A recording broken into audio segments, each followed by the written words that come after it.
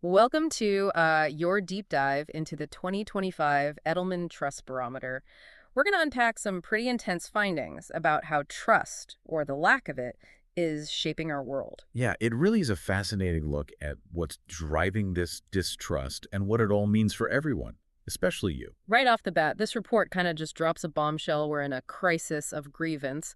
Globally, people are feeling like the system is rigged against them, and it's impacting, well, everything, from their economic outlook to their views on AI. Oh, absolutely. Get this, 4 in 10 people believe that hostile activism, things like online attacks and spreading disinformation, is acceptable to drive change. Yeah, that's a wild statistic. It really highlights the level of frustration and the disillusionment that's out there.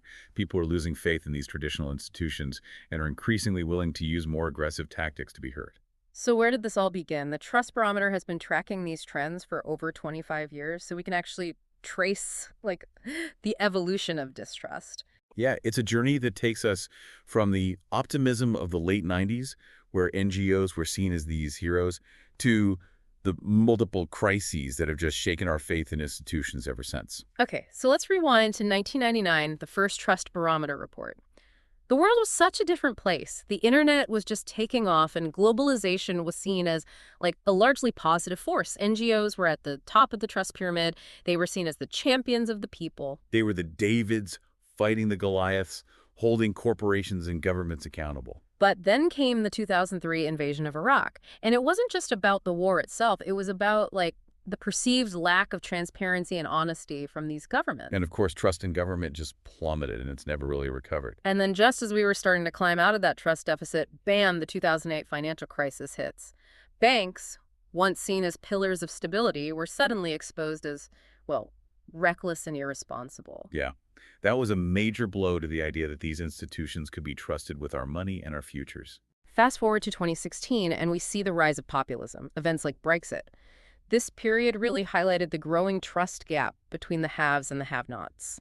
Social media played a huge role here, amplifying these divisions and creating these echo chambers where distrust could fester. Then 2020 and the COVID-19 pandemic, that was a curveball. Governments struggled to respond effectively while businesses, surprisingly, stepped up. They became the most trusted institution, providing essential goods and services. They even adapted their operations to support public health efforts. It was a moment where businesses actually demonstrated their competence and agility in a way that, governments, for the most part, didn't. But just when we thought things might be stabilizing, the 2022 Ukraine invasion throws another wrench in the works. Geopolitical tensions soar, you have brand boycotts becoming a major force, and trust erodes even further. So here we are in 2025, and the picture isn't pretty. So the question is, where do we go from here? Yeah, that's the big question. And that's what we're going to be exploring in the next part. We're going to be digging deeper into these anxieties and grievances that are shaping this low trust world, and we'll talk about what that means for you. Stay tuned, because this is where it gets really personal. We're about to connect the dots between these global trends and your everyday life. Welcome back to your personalized deep dive into the Edelman Trust Barometer. So, we've set the stage with this global crisis of grievance. But now let's zoom in. How does this actually play out in, your life? Well, the report digs into those very specific fears and anxieties revealed in the data. Some are pretty universal, like fear of job loss due to automation. And it's not just blue-collar workers worried about robots. Even highly skilled professionals are feeling the pressure. Yeah, the report mentions this idea of skills obsolescence, right? Yeah. Where what you know today might be irrelevant tomorrow. It really makes you wonder how to future-proof your career in that kind of world. Absolutely. And this ties directly back to trust. The less people trust institutions to, provide retraining or support during those transitions, the more anxious they become about what the future holds. So it's this vicious cycle. Economic anxieties lead to lower trust, which further fuels those anxieties. And it's not just about the economic side of things either, right?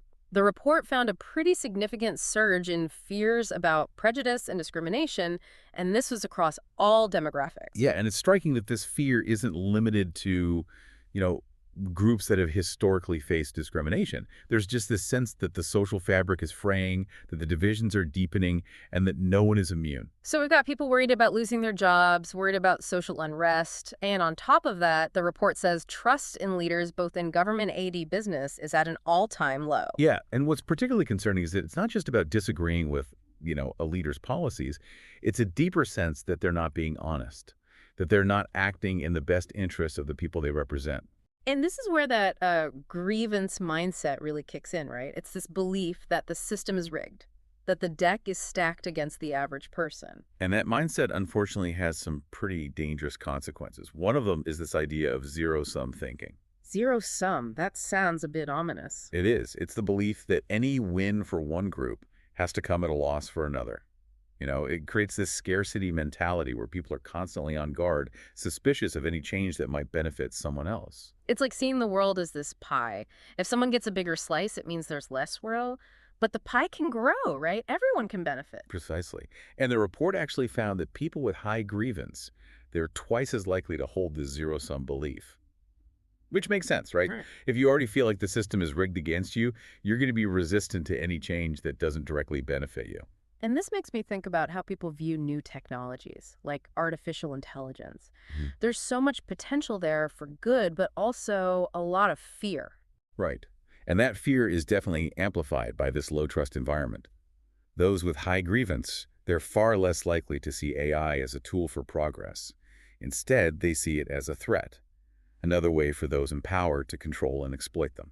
So how do we break out of this cycle? Is there any hope?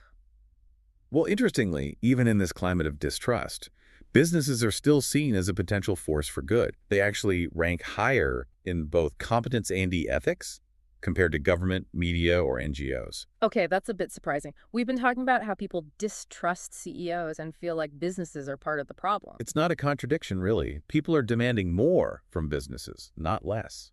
They want them to use their power and resources to actually address these societal issues. So it's not about staying out of the fray, but about stepping UP and being part of the solution. But how can businesses do this effectively? How can they earn back that trust, especially when there's so much skepticism? The report outlines some key conditions for businesses to kind of successfully engage in societal issues. It really boils down to being genuine, impactful, and accountable. Okay, give me the specifics. What does that actually look like in practice? Welcome back to the final part of your deep dive on trust. Honestly, I'm feeling a bit overwhelmed by all this data. It's like we've uncovered this massive trust deficit. It's hard to see the way out, you know? Yeah, I can understand that. The 2025 Edelman Trust Barometer doesn't exactly sugarcoat things, but, it does offer some guidance, even a glimmer of hope, I'd say. Okay, so you've mentioned businesses have a role to play, but they can't do it alone, obviously. What about governments, media, NGOs? Where do they fit into all of this? Well, let's start with governments. They're at the bottom of the trust rankings. Mm-hmm. And it's not hard to see why. People feel like their concerns aren't being addressed, that the policies are just, out of touch with their daily realities. Yeah, there's a real sense that politicians are more interested in, I don't know, scoring points than actually solving problems. Exactly. And this creates a vicious cycle. The less people trust the government, the less they engage in the political process, which of course just further erodes trust. So how do governments break free from this downward spiral? What does the report suggest? Well, it comes down to delivering tangible results. Yeah. People need to see that their government is competent, that it can actually get things done and, make a positive impact on their lives. So less talk, more action. Exactly. It's about prioritizing policies that actually address the root causes of this distrust. Things like economic inequality, lack of access to quality healthcare and education, the feeling of being left behind. Yeah, it makes sense. It's hard to trust a system if you feel like it just doesn't work for you. Absolutely.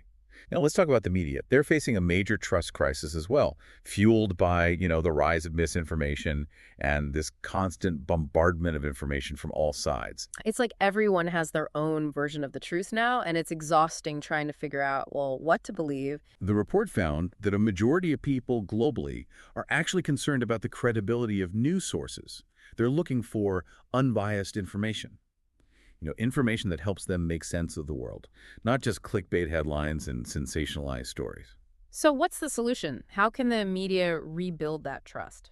Well, it starts with a recommitment to journalistic integrity, fact-checking, rigorous sourcing, a willingness to present multiple perspectives. These are essential. It sounds simple enough, but I imagine it's a lot harder to actually put into practice, especially in today's hyper-competitive media landscape. Oh, it's definitely a challenge. Mm. But it's a challenge worth taking on because without a trustworthy media, it's impossible to have informed citizens and a functioning democracy. Okay, and finally, let's talk about NGOs. They used to be the most trusted institution, but they've taken a bit of a hit in recent years. What's their role in all this? Well, NGOs are uniquely positioned to address that social fabric damage that we talked about, the damage that's fueling so much of this grievance. They work on the ground, building relationships with communities, advocating for the most vulnerable. They're often seen as more authentic, I guess, and closer to the people than like these big businesses or governments. Exactly. And the report suggests that NGOs can play a really critical role in countering that zero-sum mindset by emphasizing shared values and highlighting common goals. So instead of focusing on what divides us, they can remind us of what unites us. Right. It's about fostering collaboration and a sense of community rather than, competition and conflict. Okay, so we've talked about businesses, governments, media, NGOs, but what about us? What about the individual listener? What can we do in our own lives to actually contribute to a more trusting and, well, less grievance-ridden world? That's a great question, and this is where things get really empowering. The report found that when trust in institutions increases, personal economic optimism actually tends to overpower those feelings of grievance. So even if things are tough economically, if people feel like the system is working for them, they're less likely to, buy into that us versus them mentality. Exactly.